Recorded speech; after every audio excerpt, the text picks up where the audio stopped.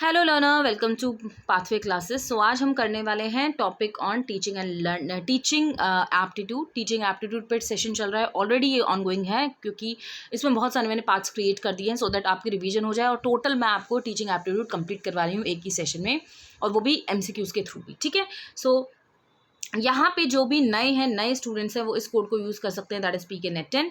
क्योंकि मैं आपको अनअकैडमी पे भी क्लासेस प्रोवाइड कर रही हूँ, करती हूँ डेली बेसिस पे, तो आप इस पर्टिकुलर कोड को यूज़ करके सारी की सारी क्लासेस को अवेल कर सकते हैं।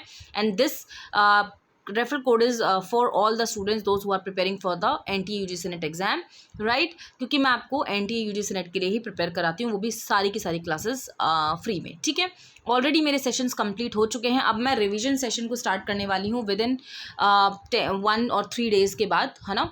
सो मे बी शायद मैं 1 जून से स्टार्ट कर दूंगी आपका एक नया सेशन, जहाँ पर मैं सिर्फ और सिर्फ आपके साथ रिवीजन सेशन लूँगी और हम वही रिवाइज़ करेंगे जो हमने ऑलरेडी कंप्लीट कर लिया है, सो दैट आपका एक बार रिवाइज़ हो जाए। ठीक है, हर एक चीज़। सो ज़रूर से इस कोड को यूज़ करें। और अगर आप नए हो प्लेटफॉर्म पे, अनअकैडमी के प्लेटफॉर्म पे, तो आप गो थ्रू कर सकते हैं प्रॉपरली सारे के सारे सेशंस को मेरे कंसिडर कर सकते हैं। अगर आपको अच्छा लग रहा है तो आप अपने फ्रेंड्स, अपने फैमिलीज़ में भी बता सकते हैं मेरे सेशंस के बारे में, क्योंकि मैं आपको ये क्लासेस फ्री देती हूँ। ओके, सो जल्दी से स्टार्ट करते हैं सेशन को। And yes, this will be the part 5। Part 4 already complete हो चुका है, तो पार्ट 5 में हम कंप्लीट करेंगे।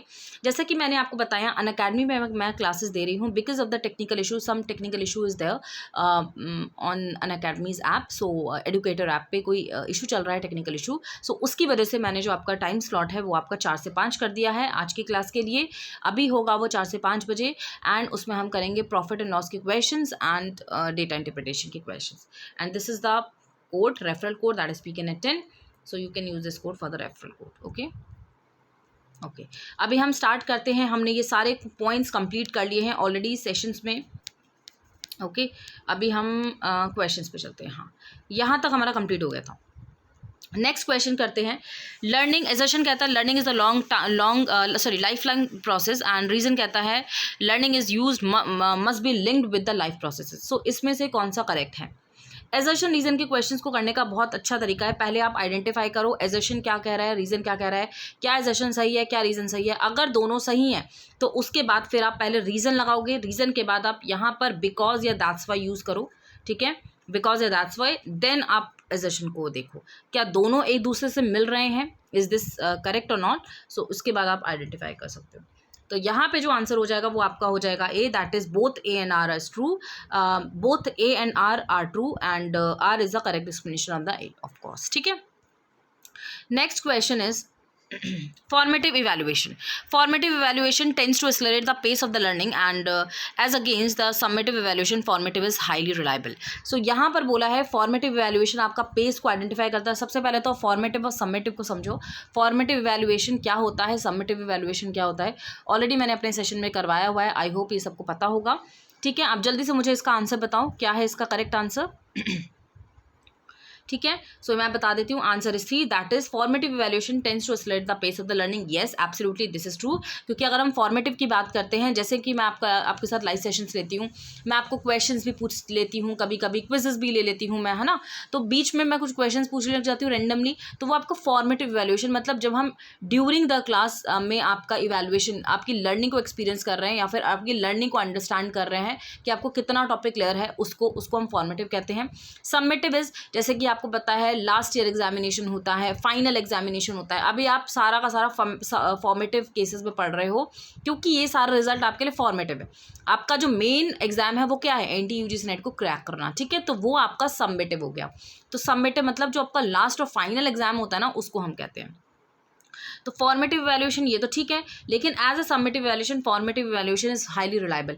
रिलायबल कौन सा होता है, जो हमें शो होता है रिलायबल, रिलायबिलिटी किसके ऊपर हम बात कर रहे हैं, तो obviously we want summative evaluation, क्योंकि हमें एक तरीके से प्रॉपरली वहाँ पे आपको रिपोर्ट कार्ड एंड ऑल ये सारी चीज़ें प्रोवाइड होती है ना, सर्टिफिकेशन प्रोवाइड होता है। फॉर्मेटिव में तो कोई सर्टिफिकेशन में नहीं मिलता, तो इसमें आपका रिलायबिलिटी सबमिटिव में होगी। So answer is 3rd। Okay, next question. Next point is direct instruction.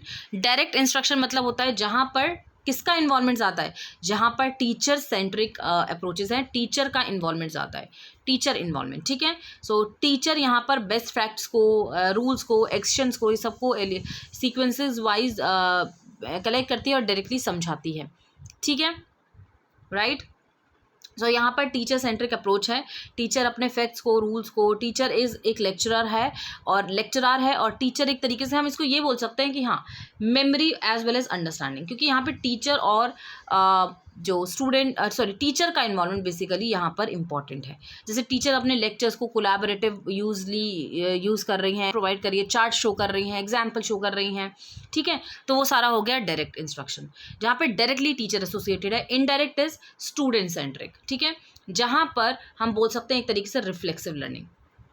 Reflexive learning में क्या था? टीचर आपको फैक्ट्स को समझा रही हैं, टीचर आपको सब कुछ समझा रही हैं, लेकिन अब आप उसको यूज़ कैसे कर रहे हो, तो वो होता है आपका इनडायरेक्ट इंस्ट्रक्शन। यहाँ पे थोड़ा सा टीचर आपको कनेक्ट करती है, थोड़ा सा, जैसे पीएचडी में क्या होता है कि आपको थोड़ा गाइड मिलता है ना, तो उसी तरीके से यहाँ पर भी इनडायरेक्ट में गाइड आपको मिलेगा, टीचर होती है। बट द पॉइंट इज़ यहाँ पे आपको जो इन्वॉल्वमेंट होगा ना, प्रॉपरली जो वर्किंग होगा, वो सारा का सारा स्टूडेंट का ही होता है। ओके, आई होप ये आपको क्लियर है। अभी हम आगे बढ़ते हैं, ठीक है। अच्छा, अब हम क्वेश्चन को देखते हैं। Teacher gives a lot of positive and the negative examples support his और her presentation in the classroom, so this will be related as the level of the teaching. So कौन सा लेवल ऑफ टीचिंग को ये reflect करता है? Autonomous development level, memory level, understanding और reflexive. सो यहाँ पे पॉजिटिव और द नेगेटिव एग्जाम्पल्स को सपोर्ट किया जा रहा है, तो ऑफकोर्स यहाँ पे आ जाएगा अंडरस्टैंडिंग। अंडरस्टैंडिंग में क्या होता है? टीचर आपको अंडरस्टैंड करा रही है, टीचर आपको एग्जाम्पल शो कर रही है, टीचर आपको एग्जाम्पल्स के साथ साथ अपने फैक्ट्स को, अपने प्रिंसिपल्स को समझाने की कोशिश कर रही है, और उस फैक्ट्स को आप फिर समझ रहे हो, अंडरस्टैंड कर रहे हो। Next question, what are the strategies of the direct teaching? Direct teaching का कौन कौन से स्ट्रैटेजीज हैं?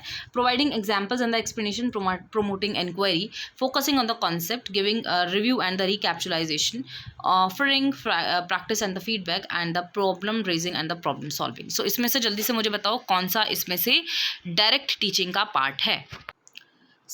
ये आपका होमवर्क का क्वेश्चन मैं दे रही हूँ, जल्दी से मुझे कमेंट सेक्शन में कमेंट करके बताना इनमें से आपको क्या लगता है डायरेक्ट टीचिंग का ऑप्शन। फिर मैं आपको कमेंट में करेक्टली बताऊंगी कि कौन सा ऑप्शन करेक्ट है, क्योंकि मैंने ऑलरेडी डायरेक्ट टीचिंग आपको बता दिया। यहाँ पे आपका टीचर का इन्वॉल्वमेंट ज़्यादा होता है, उसको हम डायरेक्ट टीचिंग कहते हैं। So thank you all, bye bye.